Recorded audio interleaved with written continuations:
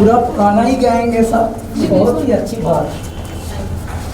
तो मैं कुछ अभी तो बस एक हाँ। पहले जूम का कर रहे हैं हम लोग। आइए उससे पहले जूम करेंगे। हाँ जी, वो बाद में शर्ट बदल लेंगे। या विशाल, कैन यू सी मी? किधर वो लगाने के लिए कुछ है आपके पास? योगी नमस्ते। जनता कर रहे हैं। ओके, 5 मिनट है अभी। नहीं नहीं, जो तो यहाँ का कर लेंगे। तो I am starting something else, you tell me once you ready. Kailash ji is here. Common कर लेते हैं तब तक। एक minute. So you call me back, I join back. Okay. हर महादेव, जय श्री महाकाल। श्री महाकाल सर, बहुत बहुत मुबारक सर।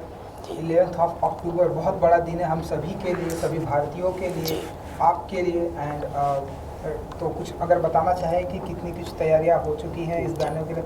खुद प्राइम मिनिस्टर साहब आ रहे हैं एंड उज्जैन में इस गाने को लॉन्च करने के लिए। इस बहुत ही बड़ा दिन है हम सभी के लिए, अगर आप इस तरह का कुछ प्रकाश डाल सकें। मैं ये बताना चाहता हूँ इस पृथ्वी को, देखिए युग परिवर्तन हो रहा है और युग परिवर्तन में भारत की अग्रिम भूमिका आ रही है, मुख्य भूमिका आ रही है। भारत पूरी पृथ्वी को बता रहा है कि मनुष्यों, दिमागों वालों ने तो दुनिया बहुत चलाई है, लेकिन अब हृदय में आना पड़ेगा और हमारे आध्यात्म, हमारी पौराणिकता, हमारी परंपराओं से जुड़ना पड़ेगा।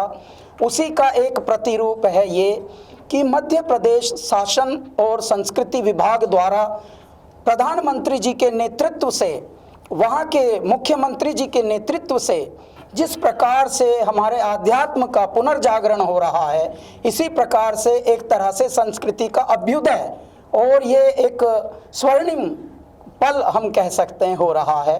11 अक्टूबर को प्रधानमंत्री जी अनावृत करेंगे जय श्री महाकाल लोक, यानी उज्जैन, जो सप्त ऋषियों द्वारा बसाई हुई नगरी है, जो पृथ्वी पर पहली नगरियां 7 बनी थी, उनमें से उज्जैन एक है, जो भारत के मध्य में स्थित है। उसका थोड़ा सा पुनरुत्थान हुआ है। क्यों? क्योंकि हम लोग बहुत हैं पृथ्वी पर और धीरे धीरे सब चीज़ें कंजस्टेड हो गई थी, तो अब वो थोड़ा थोड़ा उसका जीर्णोद्धार हुआ है। 11 तारीख को महाकाल लोक का लोकार्पण हो रहा है। तभी हम लोगों को सौभाग्य मिला कि मध्य प्रदेश सरकार ने हमसे आग्रह किया था, वहाँ के मुख्यमंत्री जी ने 6 महीने पहले, कि आप इसको गाना को बनाइए, और उसके बाद हम लोग इस पर लगे हुए थे। बहुत ही प्रेम से हम लोगों का ये गाना, ये समझिए जय श्री महाकाल कोई माइंड की उपज नहीं हो सकती।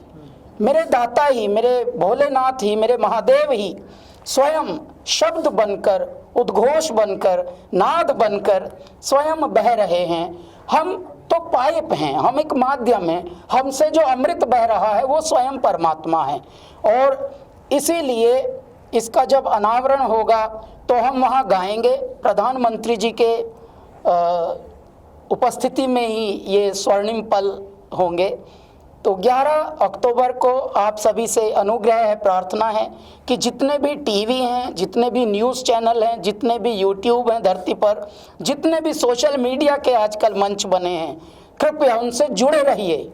भोर है ये पृथ्वी पर, भोर में ब्रह्म मुहूर्त में होगा। 7 बजे का ही हमें समय आवंटित हुआ है ब्रह्म मुहूर्त में, सुबह, यानी जब सूर्योदय होगा तभी जय श्री महाकाल का उद्बोधन हो रहा होगा। तो आप कृपया जुड़े रहिए और अपना आशीर्वाद परमात्मा से प्राप्त कीजिए और हमको स्वयं दीजिए। कैलाश जी, हिस्ट्री में आपका नाम, जब उज्जैन कॉरिडोर की बात की जाएगी, आपका नाम सबसे ऊपर रहेगा।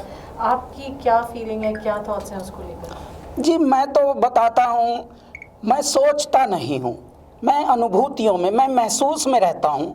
और क्योंकि ये महसूस ऐसा है जैसे परमात्मा, देखिए जब बालक छोटा होता है तो उसको दौड़ा दौड़ा कर माता पिता कैसे खिलाते हैं, ले बेटे लास्ट, बस एक लास्ट है, एक देखो भगवान गणपति ने भी खा के सोए हैं ना, अभी आप भी खाओ, बस लास्ट खा के फिर सोई सोई करेंगे।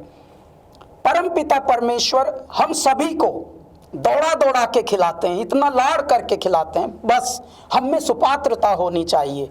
और मैं ऐसा मानता हूँ कि शायद हमारे कुछ कर्म में, हमारे पुण्यों में, हमारे प्रारब्ध में इस तरह का कुछ पुण्य रहा होगा, इस तरह का कुछ सुकर्म रहा होगा, सत्कर्म रहा होगा, हमारी जो बैलेंस शीट है उसमें शायद ऐसा रहा होगा कि रिटर्न चेक आएंगे सरकार से, तो वहाँ परमात्मा की सरकार से यानी परम सत्ता से हमको ये अच्छे सौभाग्य के पल मिलते हैं कि उनकी सेवा, उनकी स्तुति, उनका मनन करने का सौभाग्य प्राप्त होता है। शायद ये सुशुभ कर्मों का फल है। तो ऐसे में हम जो अनुभूति, जिस अनुभूति में हम हैं, जिस एहसास में अब हम हैं, बस यही है कि ईश्वर को जितना नमन किया जाए, जितना धन्यवाद दिया जाए वो कम है।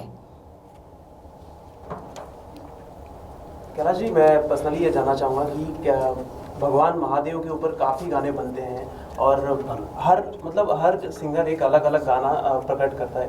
मैं जानना चाहूँगा आपसे कितना मुश्किल होता है कि वो एक ही टॉपिक, मतलब एक ही महादेव को लेकर वो बार बार वही चीज़ें गाना, कितना प्रिपरेशन करना पड़ता है उस चीज़ के लिए?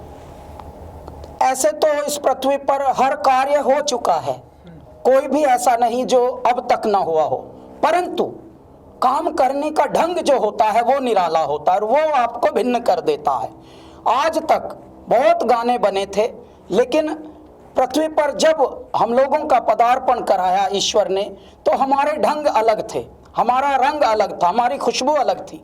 इसके लिए जो गाने मात्र मंदिरों में, देवालयों में और इस तरह की जगहों में, आध्यात्मिक स्थलों पे बजते थे, वो धीरे से क्लबों में आ गया, युवाओं तक आ गया।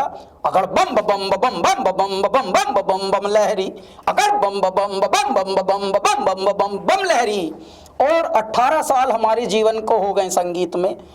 अभी भी जो आज के गायक हैं, आज के संगीत के साधक हैं, वो लोग भी इस पद्धति को अपनाने के लिए उत्सुक हैं, जिज्ञासु हैं। परंतु आज भी जब हम कुछ नया करते हैं तो वो करते हैं जो पहले न किया हुआ हो। देखिए, शब्दों से लेकर नाद तक, इस जय श्री महाकाल एंथम में भी हम लोगों ने 21 सपेरे जो बीन बजाने वाले होते हैं, वो भी मंच पे, गलियों में नहीं, जो मंच पर यानी जो परफॉर्मर्स हैं वो आए थे। और टोटल जो संगीत के साधक इसमें जुड़े 108 हमारे मन के होते हैं जपने के। 108 संगीतकारों ने इसमें अपनी समझ लीजिए यज्ञ में आहुति दी है। और 21 जो बीन प्लेयर थे वो आए थे, साधक बोलता हूँ मैं उनको, और वो महादेव के, वो नाथ संप्रदाय के होते हैं, महादेव के भगत होते हैं वो। तो बगल बच्चा बज रहा है। इनफैक्ट आप दंग हो जाएंगे, आज हमारा शूट है वीडियो का और उसमें भी हम बगल बच्चा लेकर ही नाचने वाले हैं। हमको नाचना नहीं आता, लेकिन हम क्या करने वाले हैं, हम पगलाने वाले हैं ऐसे करके। तो आप देखिएगा, देखिए परमात्मा को जो प्रेम करते हैं आप तभी कर सकते हैं जब पूर्ण समर्पण हो। यदि आप माइंड से कुछ उपज करेंगे तो मनोरंजन का कार्य हो जाता है। हमारा मनोरंजन का नहीं, हमारा तो आत्म मंथन का है और ईश्वर मनन का ये कार्य होता है। हम ध्यान में बैठ जाते हैं, मेरे दाता अभी आपको ध्याना है, बस आपको यहाँ से आना है हृदय से। ऐसे फिर बहते हैं नदी की तरह शब्द भी, क्योंकि इसकी अगर ओपनिंग लाइन में बोलूं तो भारत मध्य स्वयंभू ज्योतिर्लिंग यजामहे, हे पार ब्रह्म परमेश्वर शिव शंभु दयामहे। यहाँ से हमारा गाना प्रारंभ होता है। Thank you sir.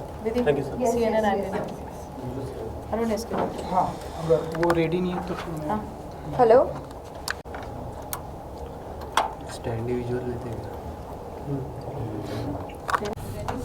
सर, यहाँ पे स्टैंडिंग आपको पारुल हम बताएं, ये पत्रकार महोदय तो हमारे सब हैं ही, प्यारे जिज्ञासु हैं, उत्सुक हैं, ये लोग तो बहुत मेहनत करते हैं। लेकिन इनके नॉलेज के लिए हम बताना चाहते हैं, उज्जैन एक ऐसी नगरी है, महाकाल की एक ऐसी नगरी है, ऐसा खंड है जहाँ से समय का आवंटन होता था। जब तक ये ब्रिटिश टाइम हमें नहीं मिला था गिफ्ट में, इसको BC बोलते हैं, उससे पहले समय का आवंटन उज्जैन ही से होता था। आज भी संवत जो आता है वो विक्रम संवत आता है।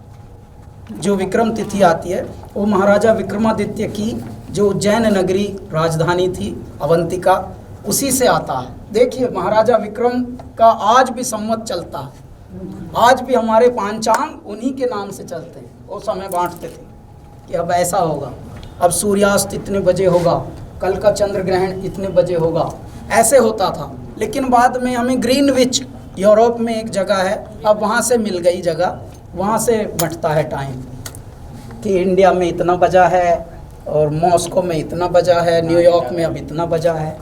तो अब ये यानी भारत का केंद्र मध्य जो था वो इतना बड़ा है, इतनी बड़ी साइंटिफिक और उसकी ऐतिहासिक महत्ता है।